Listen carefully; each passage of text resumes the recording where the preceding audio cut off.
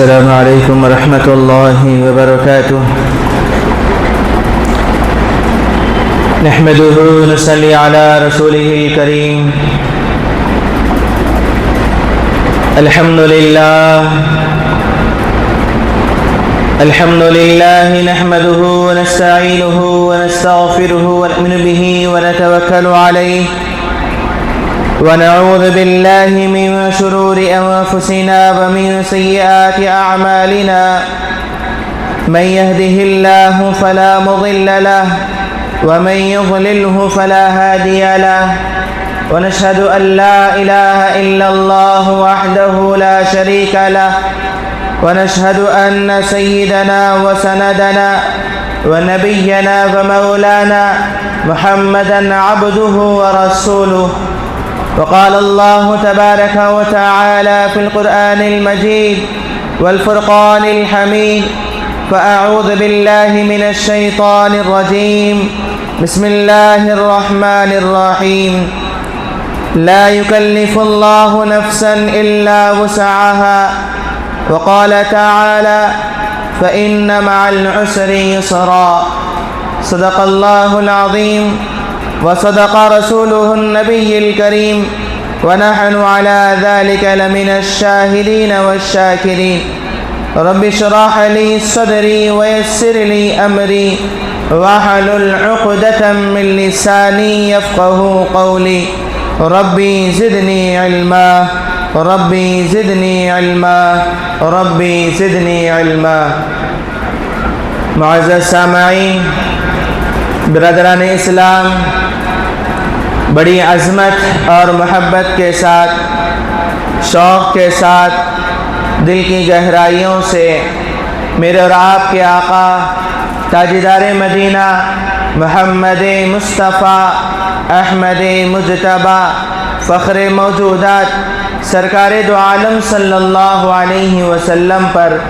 نماز و درود شریف کا نذرانہ پیش کریں۔ اللہم صلی علی محمد وعلی آل محمد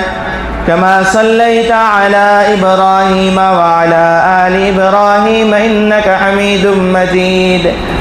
اللہم بارک علی محمد وعلی آل محمد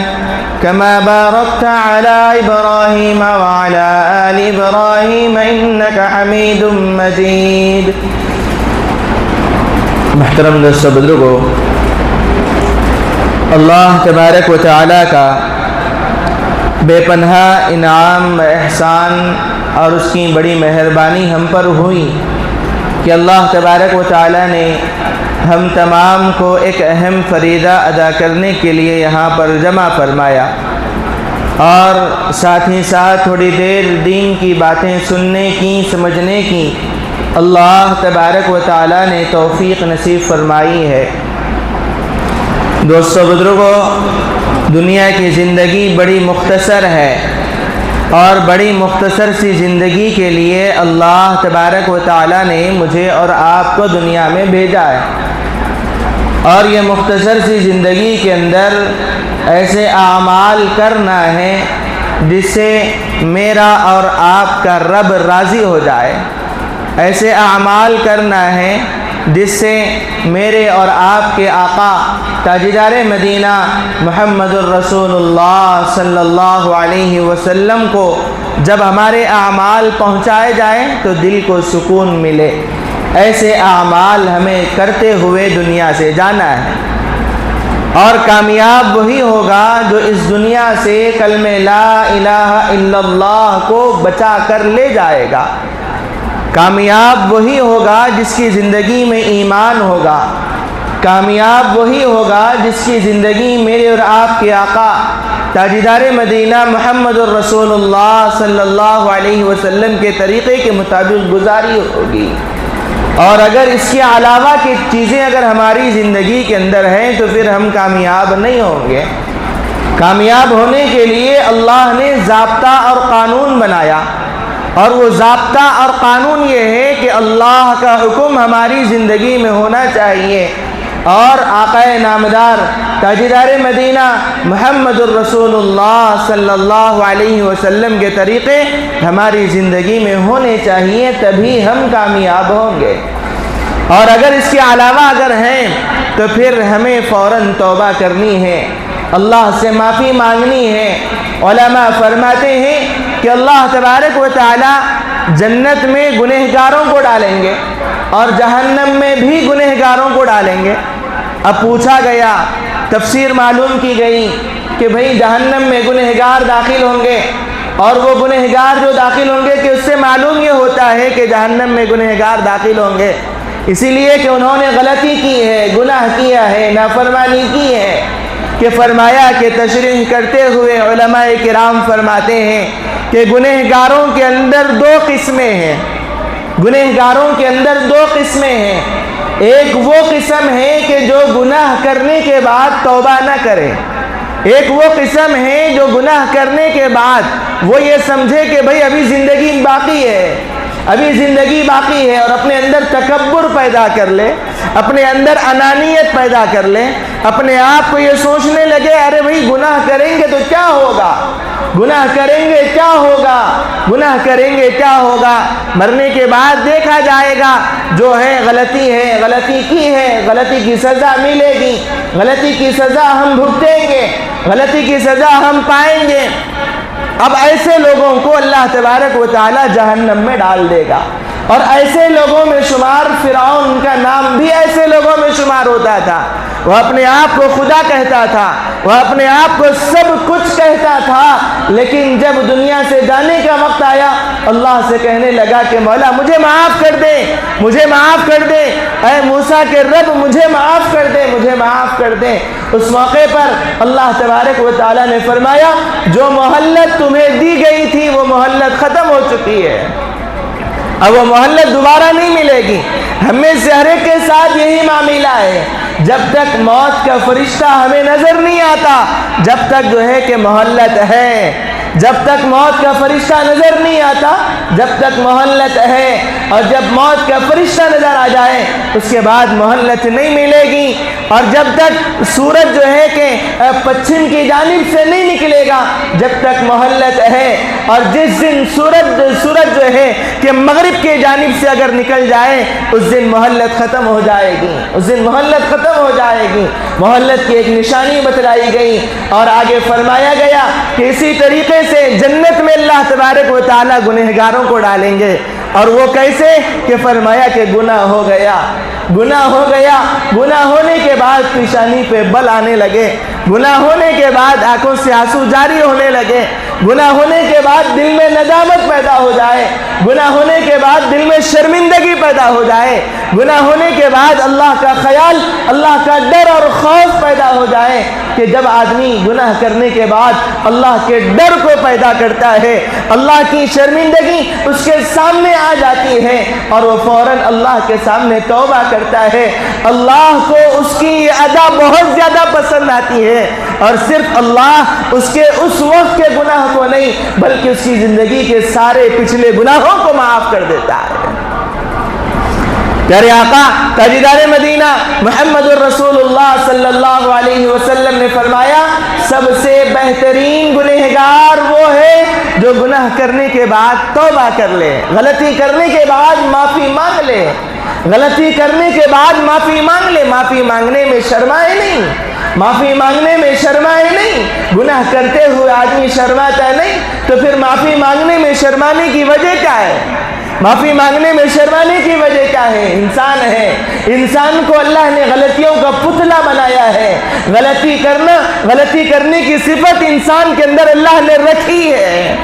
خواہشات کو اللہ نے انسان کے اندر رکھا ہے، نیکی کرنے کے مادے کو اللہ نے انسان کے اندر رکھا ہے، نیکی کرنے کے مادے کو اللہ نے انسان کے اندر رکھا ہے۔ غلطی ہے، غلطی ہو گئی، غلطی ہونے کے بعد فوراً معافی مانگ لے اور اللہ کے قریب ہو جائے، اللہ کے قریب ہو جائے، اللہ کے قریب ہو جائے۔ دوستو بزرگوں، ایسے اسلاف ہمارے گزرے ہیں، خاص کر کے ہر سال جو ہے کہ ذی الحجہ کے آخری ایام میں اور محرم الحرام کی پہلی تاریخ سے منسلک کرتے ہوئے حضرت عمر بن خطاب رضی اللہ عنہ کے واقعے کو بیان کیا جاتا ہے۔ حضرت عمر بن خطاب رضی اللہ عنہ وہ جلیل القدر صحابی ہیں کہ جن کے آنے کے بعد اللہ تبارک و تعالیٰ نے اسلام کو تقویت نصیب فرمائی، اسلام کو قوت نصیب فرمائی۔ آپ اسلام میں داخل ہونے سے پہلے سب سے بڑے دشمن تھے مسلمانوں کے۔ آپ اسلام میں داخل ہونے سے پہلے خود رسول اکرم صلی اللہ علیہ وسلم کے قتل کے در پر رہا کرتے تھے۔ لوگوں میں فیصلہ ہوا، لوگوں میں جو ہے کہ یہ مشورہ ہوا کہ بھئی محمد صلی اللہ علیہ وسلم کو قتل کون کرے گا؟ تو اس موقع پر اس مجلس میں حضرت عمر بن خطاب رضی اللہ عنہ بیٹھے ہوئے تھے۔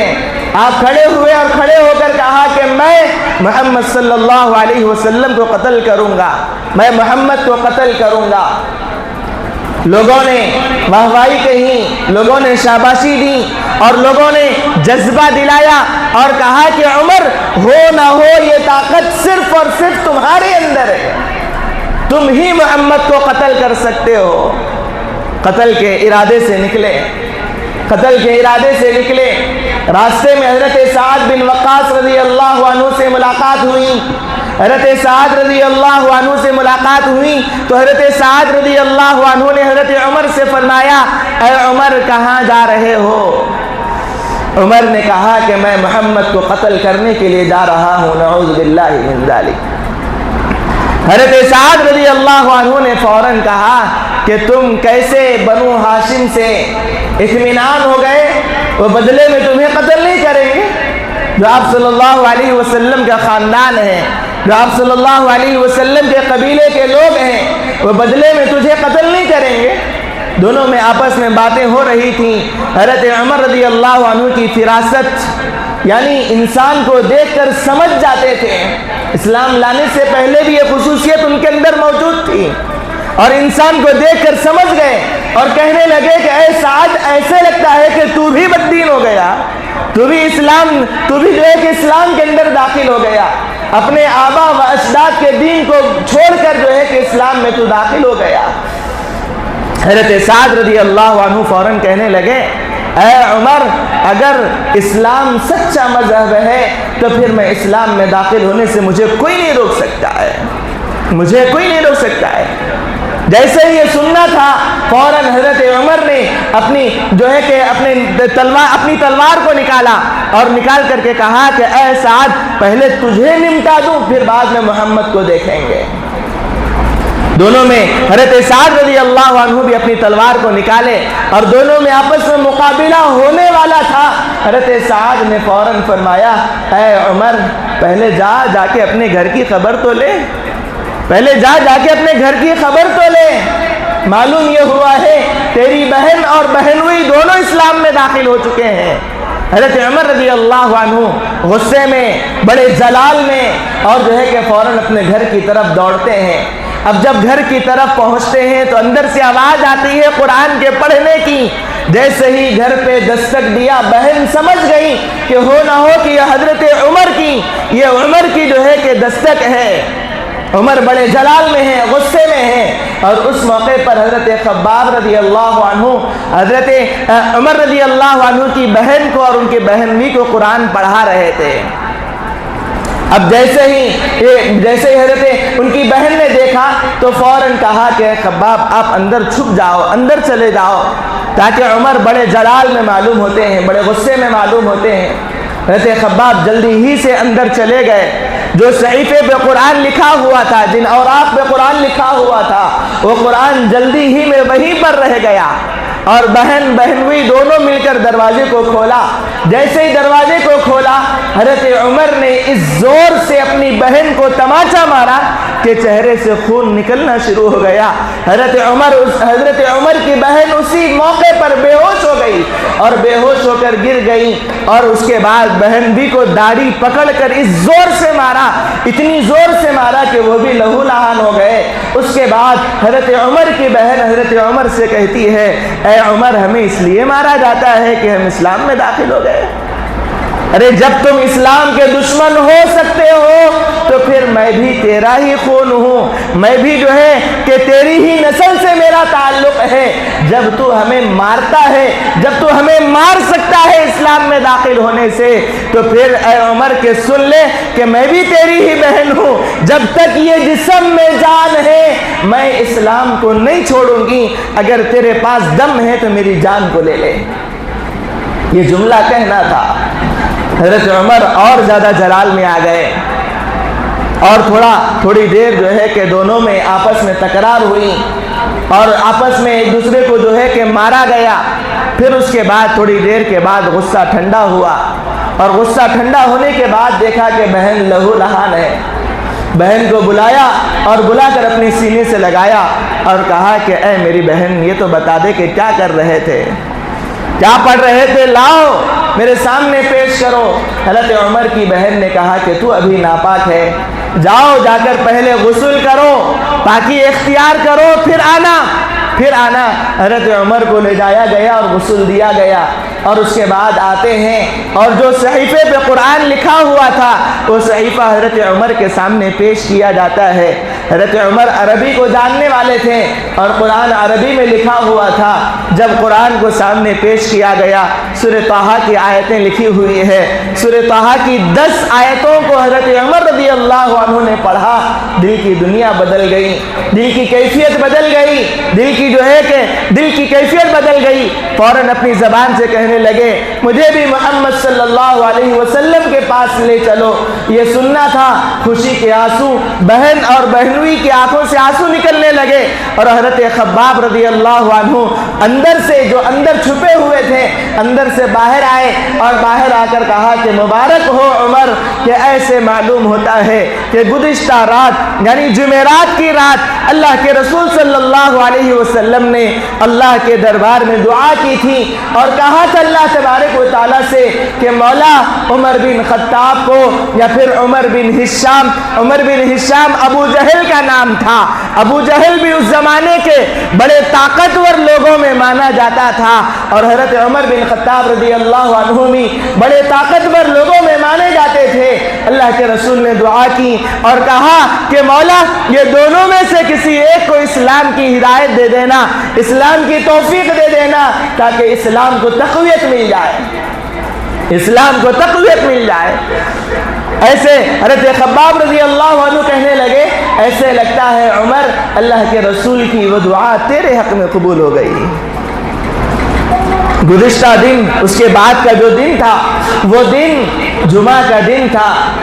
اور جمعہ کے دن دار ارقم میں اللہ کے رسول صلی اللہ علیہ وسلم کے پاس حضرت عمر رضی اللہ عنہ اللہ کے رسول صلی اللہ علیہ وسلم کے دربار میں پہنچ رہے ہیں۔ صحابہ رضی اللہ عنہ تھوڑی دور کے فاصلے پر کھڑے ہوئے تھے، اور حضرت عمر کو ہاتھ میں ننگی تلوار لے کر آتا ہوا دیکھ کر اللہ کے رسول سے کہنے لگے، اللہ کے رسول حضرت عمر کے ہاتھ میں ننگی تلوار ہے اور وہ آپ کے دربار میں آ رہے ہیں، کیا ہم انہیں آپ کے دربار میں آنے کی اجازت دے دیں یا پھر انہیں وہیں پر روک دیں، یا انہیں وہیں پر روک دیں؟ اللہ کے رسول نے کہا کہ نہیں، انہیں آنے دو، انہیں آنے دو، انہیں آنے دو۔ حضرت عمر بن خطاب رضی اللہ عنہ ننگی تلوار کو لے کر اللہ کے رسول کے دربار میں پہنچتے ہیں۔ پہنچنے کے بعد فوراً قدموں میں گر جاتے ہیں، تلوار کو اللہ کے رسول کے قدموں میں رکھ دیتے ہیں اور کہتے ہیں کہ اللہ کے رسول غلطی ہو گئی، مجھے معاف کر دیجیے، غلطی ہو گئی، مجھے معاف کر دیجئے۔ اللہ کے رسول غلطی ہو گئی، مجھے معاف کر دیجئے اور مجھے بھی کلمہ پڑھا دیجئے۔ اللہ کے رسول صلی اللہ علیہ وسلم نے کلمہ پڑھایا۔ ابھی حضرت عمر اسلام میں داخل ہوئے، اور حضرت عمر کا اسلام میں داخل ہونے والوں میں 40واں نمبر ہے۔ ابھی ابھی اسلام میں داخل ہوئے، کلمہ پڑھنا تھا، دل کی دنیا بدل گئی، کلمہ پڑھنا تھا، ایمان کا رعب دل میں جاگ گیا، ایمان کی کیفیت دل میں پیدا ہو گئی، ایک قسم کی تبدیلی دل کے اندر پیدا ہو گئی۔ آج ہم بھی برسوں سے کلمہ پڑھتے ہیں، آج ہمارے ایمان کی کیا کیفیت ہے؟ آج ہمارے ایمان کا کیا حال ہے؟ آج ہمارے ایمان کی کیا کیفیت ہے؟ کلمہ پڑھنے کے بعد ہماری زندگی کیوں نہیں بدلتی؟ کیوں نہیں بدلتی؟ اللہ کے رسول صلی اللہ علیہ وسلم نماز پڑھ رہے ہیں دار ارقم میں، حضرت عمر رضی اللہ عنہ اللہ کے رسول کو نماز پڑھتا ہوا دیکھا، دیکھ کر کے کہا کہ اللہ کے رسول آپ بند کمرے میں نماز پڑھ رہے ہیں، آپ بند کمرے میں نماز پڑھ رہے ہیں، آپ اللہ کے رسول ہیں، آپ نبی ہیں، آپ چلیے مکہ میں نماز پڑھیے، مکہ میں نماز پڑھیے، مکہ میں نماز پڑھیے۔ اللہ کے رسول نے کہا اے عمر، میں مکہ میں نماز پڑھ رہا تھا، میں مکہ میں نماز پڑھ رہا تھا، لیکن جب میں نماز پڑھ رہا تھا تو مکے والوں نے میرے اوپر لا کر اونٹ کی اجڑی کو، جس کو ہم بوٹی کہتے ہیں، جب ساری غلاظت اس کے اندر بھری ہوئی ہے، اور وہ ساری غلاظت کو لا کر میرے پیٹھ کے اوپر رکھ دیا تھا۔ میری بیٹی حضرت زینب، حضرت فاطمہ رضی اللہ عنہا، یہ دونوں دوڑتے ہوئے آتی ہے اور آ کر جو ہے کہ وہ اونٹ کی اجڑی کو ہٹانے کی کوشش کرتی ہے، وہ اس قدر وزن اور اس قدر جو ہے کہ اس کے اندر وزن بھرا ہوا ہے کہ جب وہ دونوں ہٹانے کی کوشش کر رہی ہے، کوئی ان کا ساتھ دینے کے لیے تیار نہیں، کوئی ان کے ساتھ کھڑے ہونے کے لیے تیار نہیں۔ دونوں معصوم بچیاں جب اس چیز کو کھینچتی ہے تو ان کے پیٹ میں درد شروع ہو جاتا ہے۔ مکے والوں نے بڑا ظلم کیا، مکے والوں نے بڑا ظلم کیا، بڑا ظلم کیا، بڑا ظلم کیا۔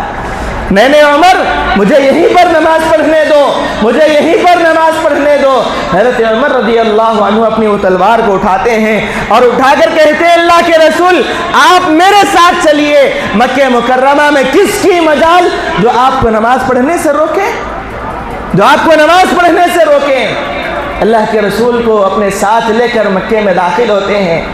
اور اللہ کے رسول سے کہتے ہیں کہ اللہ کے رسول آپ نماز پڑھیے، آپ نماز پڑھیے۔ عمر کھڑا ہوا ہے، عمر کھڑا ہوا ہے، کس کی مجال جو آپ کو نماز پڑھنے سے روکے؟ خود حضرت عمر رضی اللہ عنہ مکے کی جو ہے کہ چھت پر چڑھ جاتے ہیں اور لوگوں میں اعلان فرماتے ہیں اے مکے والو جمع ہو جاؤ، اے قریش کے سرداروں جمع ہو جاؤ، اے مکہ کے رہنے والوں جمع ہو جاؤ، مالدار غریب جتنے سردار ہیں سب جمع ہو جائیں، سب جمع ہو جائیں۔ آج عمر یہ اعلان کر رہا ہے، آج عمر یہ اعلان کر رہا ہے کہ عمر اسلام میں داخل ہو چکا ہے، عمر اسلام میں داخل ہو چکا ہے، محمد کا کلمہ پڑھ چکا ہے۔ کس کی مجال ہے؟ اگر کوئی یہ چاہے کہ اس کی بیوی بیوہ ہو جائے، اگر کوئی یہ چاہے اس کے بچے یتیم ہو جائے، اگر کوئی یہ چاہے، اگر وہ مجھ سے مقابلہ کرنا چاہتا ہے مجھ سے مقابلہ کرے، میں اس کی گردن کو اس کے بدن سے جدا کر دوں گا۔ اس کی بیوی بانجھ ہو جائے گی، اس کی بیوی جو ہے کہ بیوہ ہو جائے گی، اس کے بچے یتیم ہو جائیں گے۔ اللہ کے رسول صلی اللہ علیہ وسلم کو اس موقع پر اجازت ملی مکے میں نماز پڑھنے کی۔ یہ حضرت عمر رضی اللہ عنہ کی شان تھی۔ قرآن مجید میں اللہ تبارک و تعالیٰ نے 29 جگہ 29 مرتبہ حضرت عمر نے زمین پہ اپنے ارادے کو اللہ کے رسول کے سامنے ظاہر کیا۔ اللہ تبارک و تعالیٰ نے قرآن کی آیتوں کو حضرت اللہ کے رسول کے اوپر اتار دیا حضرت عمر کی شان میں۔ پردے کا حکم بھی حضرت عمر کے ارادے سے پردے کا حکم نازل ہوا۔ ایسے بہت سارے احکام ہیں جو حضرت عمر کے ارادے سے اللہ تبارک و تعالیٰ نے ان احکام کو پورا فرمایا۔ ایک مرتبہ حضرت عمر رضی اللہ عنہ خلافت ملی، بادشاہ بنے، امیر المؤمنین بنے، امیر المؤمنین۔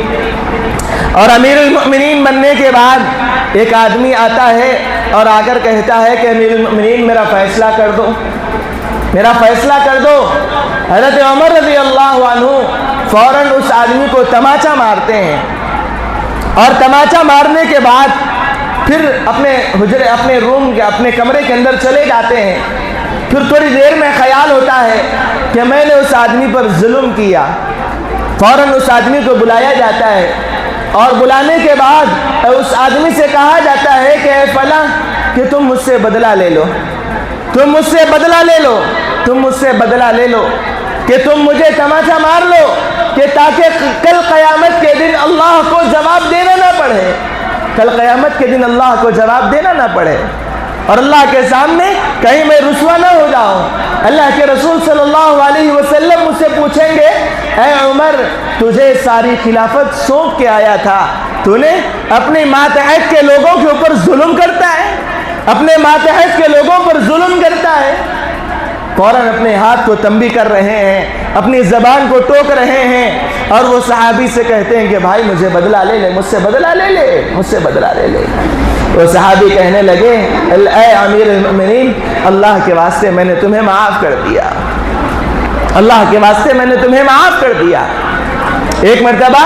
جنگل کی سیر کر رہے تھے، وقت کے بادشاہ ہیں، وقت کے امیر ہیں، رات میں رعایا کی حفاظت کے لیے علاقے کا سروے کر رہے ہیں، اپنی محلے کی اپنی جنتا کیا کر رہی ہے اس ارادے سے جو ہے کہ علاقے کی سیر کر رہے ہیں۔ ایک مقام پر دیکھا کہ ایک ٹینٹ لگا ہوا ہے، اور ٹینٹ کے لگے رہنے پر ٹینٹ کے قریب پہنچے، اور ان کے ساتھ حضرت عمر رضی اللہ عنہ کے ساتھ ان کے غلام حضرت اسلم رضی اللہ عنہ بھی ساتھ میں تھے، دونوں ساتھ میں جا رہے ہیں۔ جب ٹینٹ کے قریب پہنچے تو دیکھا کہ اندر سے ایک شخص باہر نکلا، اور باہر نکل کر کہنے لگا کہ بھائی کیا بات ہے، کیوں ہمارے ٹینٹ کے پاس آئے ہو، کیوں ہمارے ٹینٹ کے پاس آئے ہو؟ تو وہ حضرت عمر رضی اللہ عنہ کہنے لگے کہ بھائی ایسے لگتا ہے کہ یہ جنگل کا راستہ ہے، یہ جنگل کا علاقہ ہے، کہ تمہارا اکیلے کا ٹینٹ ہم دیکھ کر یہاں پر تشریف لائے ہیں، کیا بات ہے، بولو کیا کام ہے، آخر کس وجہ سے تم یہاں پر ٹھہرے ہوئے ہو؟ وہ آدمی غصے میں کہنے لگا ارے بھائی تمہیں کیا کام ہے، تمہارا یہاں پر کیا کام ہے، جاؤ نا، میں خود پہلے بہت زیادہ پریشان ہوں، میں خود بہت زیادہ پریشان ہوں۔ تو حضرت عمر رضی اللہ عنہ فوراً اس سے پوچھنے لگے کہ بھائی کیا بات ہے، کیوں پریشان ہو؟ تو وہ آدمی غصے سے کہنے لگا ارے بھائی تو جانا یہاں سے، کام کیا ہے یہاں پر، میں خود بہت زیادہ پریشان ہوں۔ حضرت عمر رضی اللہ عنہ کی ضد پر وہ آدمی کہنے لگا اصل میں میری بیوی اندر جو ہے کہ حجرے کے اندر ہے، جو ٹینٹ لگا ہوا ہے وہ ٹینٹ میں ہے، لیکن اس وقت میں اس کی ڈیلیوری کا وقت ہے، لیکن کوئی عورت ساتھ میں موجود نہیں ہے، کوئی عورت ساتھ میں موجود نہیں ہے۔ اگر کوئی عورت ساتھ میں موجود ہوتی تو کام بہت آسان ہو جاتا۔ فوراً حضرت عمر رضی اللہ عنہ اپنے گھر تشریف لاتے ہیں، اور لا کر اپنی بیوی کو جگاتے ہیں، اور اپنی بیوی سے کہتے ہیں کہ چلو ایک خیر کا کام کرنا ہے، ایک نیکی کا کام کرنا ہے، وقت کا امیر ہے، وقت کا بادشاہ ہے، لیکن اپنی بیوی کو کہہ رہا ہے کہ چلو ایک خیر کا کام کرنا ہے، ایک نیکی کا کام کرنا ہے۔ اور یہ کہتے ہوئے بیت المال سے کچھ آٹا اور کچھ جو ہے کہ تیل اور کچھ چربی وغیرہ اپنے ساتھ لے کر حضرت عمر رضی اللہ عنہ ساری چیزوں کو لے کر اپنے کندھوں پر رکھتے ہیں۔ حضرت اسلم جو آپ کے غلام ہیں وہ آپ سے کہتے ہیں کہ امیر المؤمنین آپ مجھے اجازت دے دیجئے، یہ سارا بوجھ میں اٹھاؤں، یہ سارا بوجھ میں اٹھاؤں۔ حضرت عمر رضی اللہ عنہ اپنے غلام سے کہتے ہیں کیا کل قیامت کے دن تو میرے گناہوں کا بوجھ اٹھائے گا؟ کیا کل قیامت کے دن تو میرے گناہوں کا بوجھ اٹھائے گا؟ نہیں نہیں، قیامت کے دن بھی گناہوں کا بوجھ مجھے ہی اٹھانا ہے، تو پھر یہ نیکی کے کام کا بوجھ میں تیرے حوالے کیوں کروں؟ سارے بوجھ کو اپنے کندھے پہ اٹھایا، اور اٹھا کر جو ہے کہ اس جنگل کی طرف جو ہے کہ اپنی بیوی کو لے کر چلے گئے۔ اب لے جا کر جو ہے ہنڈی کے اندر کوئی چیز پکانے لگے، آٹے کو ڈالا، چربی کو ڈالا، خود اپنے ہاتھوں سے چولہے کے اندر پھونک ماری، اور پھونک مار کر جو ہے کہ کوئی چیز پکانے لگے۔ تھوڑی دیر میں معلوم یہ ہوا کہ لڑکا پیدا ہوا ہے، اور اندر سے آپ کی بیوی کہنے لگی کہ امیر المؤمنین مبارک ہو، اپنے ساتھی سے کہنا کہ لڑکا پیدا ہوا ہے۔ جیسے ہی یہ جملہ سننا تھا امیر المؤمنین وہ جو آدمی تھا وہ آدمی حیران ہو گیا، پریشان ہو گیا، اور کہنے لگا کہ امیر المؤمنین کے معذرت ہے، امیر المؤمنین کے معذرت ہے، امیر المؤمنین کے مجھے معاف کر دیجئے، مجھے معلوم نہیں تھا کہ آپ ہی عمر ہیں، آپ ہی امیر المؤمنین ہیں، کہ مجھے معلوم نہیں تھا، مجھے معاف کر دیجئے۔ وہ آدمی پھر اس کے بعد حضرت عمر رضی اللہ عنہ وہ عورت کے ساتھ اور بھی چند لڑکے تھے، اور بھی چند جو ہے کہ اس کے بچے وہاں پر موجود تھے، بھوک کی وجہ سے تڑپ رہے تھے، بھوک کی وجہ سے بے چین و بے قرار تھے، اور جو ہے کہ ماں اپنے بچوں کی بھوک کو مٹانے کے لیے خالی بگونے کو جو ہے کہ رکھ کر چولہے کے اوپر رکھ کر بچوں کو دلاسا دے رہی تھی کہ بیٹا کہ خاموش ہو جاؤ، کہ بیٹا روتے نہیں، کہ بیٹا روتے نہیں، کہ بیٹا روتے نہیں، اس لیے کہ کھانا تمہارا پک رہا ہے۔ لیکن ہاں حقیقت میں وہاں پر نہ کھانے کی کوئی چیز موجود تھی، نہ وہاں پر کھانے کا کوئی ساز و سامان موجود تھا، اور وہ ماں بھی جو ہے کہ کہنے لگی کاش ہمارے ان حالتوں کی خبر حضرت عمر کو ہو جاتی۔ تو اس موقع پر حضرت عمر رضی اللہ عنہ یہ ساری کیفیت کو دیکھ کر کہنے لگے، یہ ساری کیفیت کو دیکھ کر کہنے لگے پہلے یہ تو بتاؤ کیا تم نے مجھے معاف کیا کہ نہیں کیا؟ کیا تم نے مجھے معاف کیا کہ نہیں کیا؟ مجھے خبر نہیں تھی کہ تم لوگ اس حالت کے اندر ہو، تمہاری یہ کیفیت ہے، مجھے خبر نہیں تھی، کیا تم نے مجھے معاف کیا کہ نہیں کیا؟ کہ دونوں میاں بیوی کہنے لگے ہاں ہم نے تمہیں معاف کر دیا، صرف یہ سننا تھا۔ حضرت عمر رضی اللہ عنہ کہنے لگے ایسا نہیں چلے گا، بلکہ ایک کام کرو، ایک پرچے کے اوپر لکھ کے دے دو، ایک پرچے کے اوپر لکھ کے دے دو۔ پرچے کے اوپر لکھایا حضرت عمر رضی اللہ عنہ نے، اور اپنے ماتحت کے اپنے لفظ جگر اپنے نور نظر کو یہ وصیت فرمائی اور کہا کہ جب میرا انتقال ہو جائے، جب میرا انتقال ہو جائے، جب مجھے جو ہے کہ نہلا کر اور جب مجھے کفن پہنایا جائے تو کفن کے اندر اس پرچی کو رکھ دینا، کفن کے اندر اس پرچی کو رکھ دینا، کہیں ایسا نہ ہو اللہ تبارک و تعالی مجھ سے سوال کر لے، میں اللہ سے یہ کہوں کہ باری تعالیٰ کہ آپ کے بندوں نے مجھے معاف کر دیا، اور انہوں نے باضابطہ پرچے پہ لکھ کے دیا، پرچے پہ لکھ کے دیا۔ ایسی خلافت حضرت عمر رضی اللہ عنہ نے کی۔ اپنے دور کے اندر تقریباً 11 سال کا دور آپ کی حکومت کا تھا، 11 سال کا دور آپ کی حکومت کا تھا، اور اپنے اس دور کے اندر تقریباً 900 جامعہ مسجدیں، بڑی مسجدوں کو آپ نے اپنے ہاتھوں سے تعمیر کروائی، اور صرف اتنا ہی نہیں 9000 چھوٹی مسجدیں آپ نے اپنی خلافت کے زمانے کے اندر تعمیر کروائی، اور صرف اتنا ہی نہیں عدل و انصاف کو ایسے قائم کیا زمین پر زلزلہ آیا، اگر ہمارا زمانہ ہوتا، اگر کہیں زلزلہ آنے کی خبر اگر ہمیں پہنچ جاتی تو ہم فوراً بھاگنے لگتے، لیکن وہ ایمان کیسا ایمان ہوگا حضرت عمر رضی اللہ عنہ کا کہ زمین پر زلزلہ آیا اور زمین کو حکم کر رہے ہیں کوڑا مارتے ہوئے اور کہہ رہے ہیں کہ زمین کے اپنی جگہ پہ رک جا۔ حضرت عمر کے کوڑے کی بدولت وہ زمین کے اوپر کا زلزلہ ختم ہو جاتا ہے۔ ایک مرتبہ راستے سے جا رہے ہیں، ایک بڑھیا کا تیل زمین میں گر گیا، زمین پر گر گیا، اور وہ بڑھیا کی نظر اچانک حضرت عمر پر پڑی۔ حضرت عمر سے وہ بڑھیا کہنے لگی اے عمر مجھے میرا تیل چاہیے،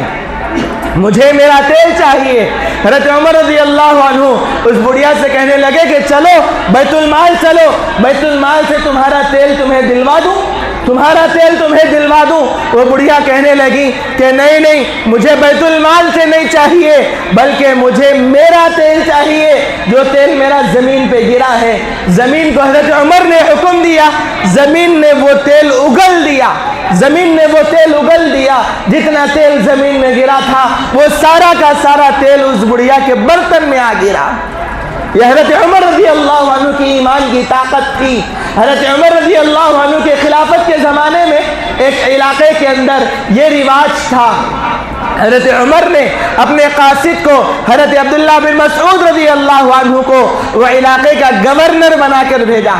وہ علاقے کا گورنر بنا کر بھیجا، اور ایک مدت کے گزرنے کے بعد سارے علاقے والے وہ اپنے وقت کے گورنر کے پاس پہنچتے ہیں اور پہنچ کر کے کہتے ہیں کہ امیر المؤمنین کہ جو ہے کہ ہمارے پاس ایک رواج ہے، اور وہ رواج یہ ہے سال میں ایک مرتبہ یہ جو دریا جو بہ رہا ہے، یہ دریا کے اندر ہماری علاقے کی ایک خوبصورت لڑکی جو بالکل کنواری ہو، ایسی لڑکی کو تیار کر کے ہمیں اس دریا کے اندر ڈالنا ہوتا ہے، اور جب اس دریا کے اندر ہم ڈالتے ہیں دریا بہتا ہے، اور اگر ہم نہیں ڈالتے، ڈالنے میں تاخیر کر دیتے ہیں تو پھر دریا نہ بہتا، دریا سوکھ جاتا ہے، پانی کی قلت ہمیں ہوتی ہے، پانی سے ہمیں دشواریاں پیدا ہو جاتی ہیں۔ وہ فوراً اس وقت کے گورنر حضرت عبداللہ بن مسعود رضی اللہ عنہ ایک چٹھی کو لکھ کر حضرت عمر رضی اللہ عنہ کے حوالے کرتے ہیں۔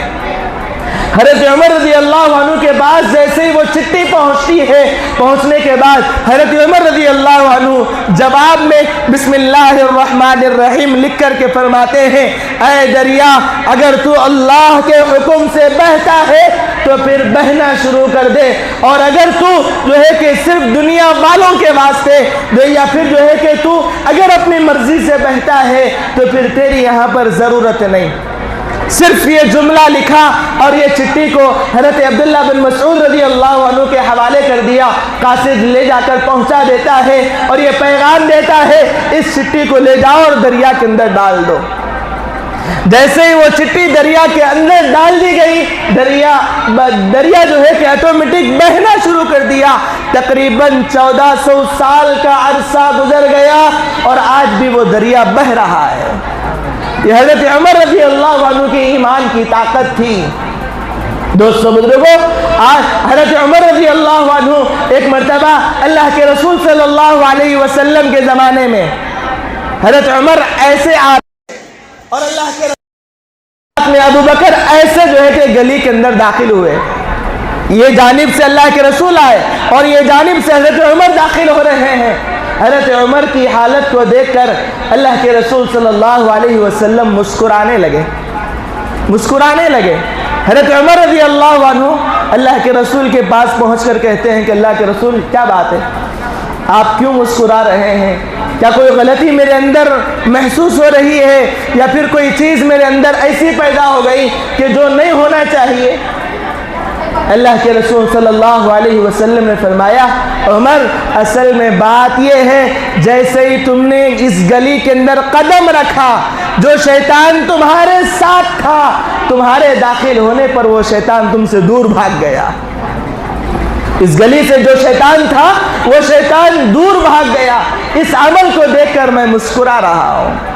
یہ حضرت عمر رضی اللہ عنہ کی شان تھی کہ ایسا ایمان بنایا۔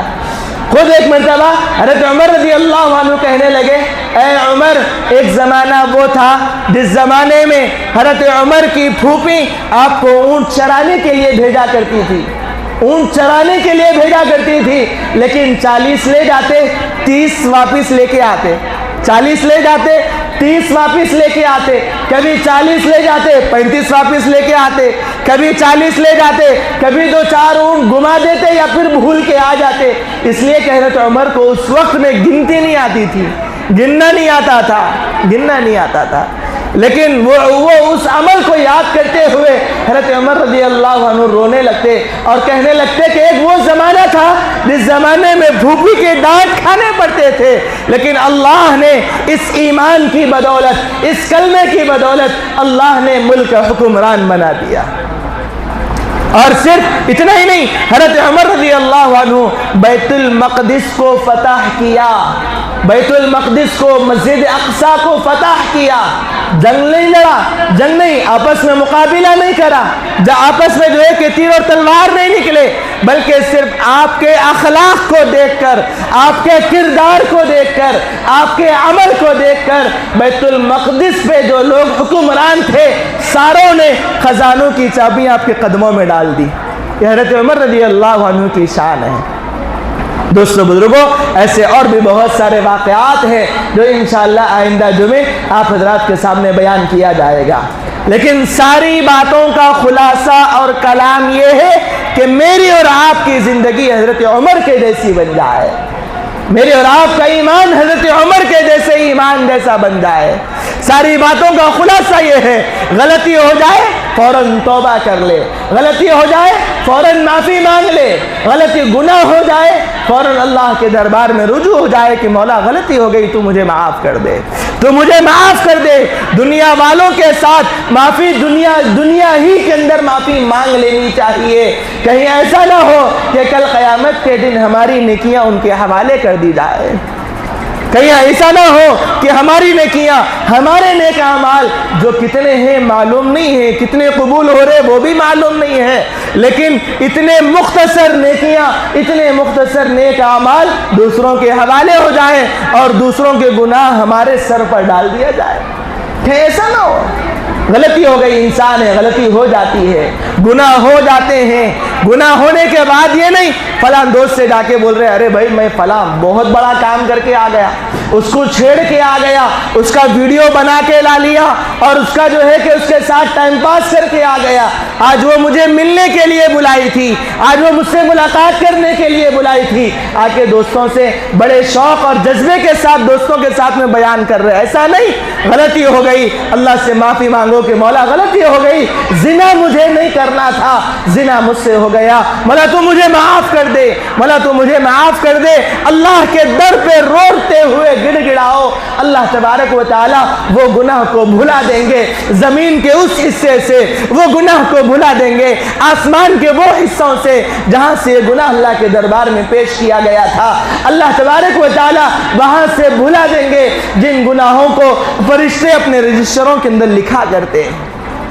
صرف ایک گناہ نہیں، ایسے بہت سارے گناہ، چاہے وہ چھوٹا گناہ ہو، چاہے وہ بڑا گناہ ہو، چاہے وہ گناہ نماز کے چھوڑنے کا کیوں نہ ہو، چاہے وہ گناہ قرآن کے چھوڑنے کا کیوں نہ ہو، چاہے وہ گناہ دین کے احکام کے چھوڑنے کا کیوں نہ ہو، ہر گناہ کے اوپر اللہ پاک معافی دیں گے۔ کب؟ جب ہمارے دل میں سچے دل کے ساتھ ندامت ہو اور آئندہ نہ کرنے کا عزم ہو، آئندہ نہ کرنے کا عزم ہو، کریں گے انشاءاللہ۔ اللہ تبارک و تعالیٰ سے دعا فرمائے، اللہ تبارک و تعالیٰ کہنے سننے کے ساتھ ساتھ عمل کرنے کی توفیق نصیب فرمائے۔ ایک دو بات کہہ کر اپنی بات کو ختم کر دوں، اس لیے کہ جو آنے والا جو وقت ہے، اسی مہینے کی 25 تاریخ سے BLOs ہمارے گھر پہ فارم لے کر آئیں گے۔ ان کے آنے سے پہلے ہم میں سے ہر ایک کو اپنے ناموں کی میپنگ کرانا ہے، اپنے ماں باپ کے ساتھ اپنے ناموں کو جوڑنا ہے۔ اب میپنگ کرانے کا طریقہ کیا ہے؟ ہمارا جو میرچل ملکاجگیری ڈسٹرکٹ ہے، میرچل ملکاجگیری ڈسٹرکٹ میں کئی لاکھ کی آبادی ہے، ان کئی لاکھ کی آبادی میں صرف 9% کام ہوا ہے اور جو ہے کہ 91% کام ہونا باقی ہے۔ اس سے یہ معلوم ہوتا ہے کہ ہم مسلمان کتنی غفلت کی نیند سوئے ہوئے ہیں۔ اب یہ کیسے معلوم ہوگا کہ بھئی ہمارا BLO کون ہے؟ یہ کیسے معلوم ہوگا؟ باضابطہ گورنمنٹ کی سائٹ ہے کہ voter.ceo.in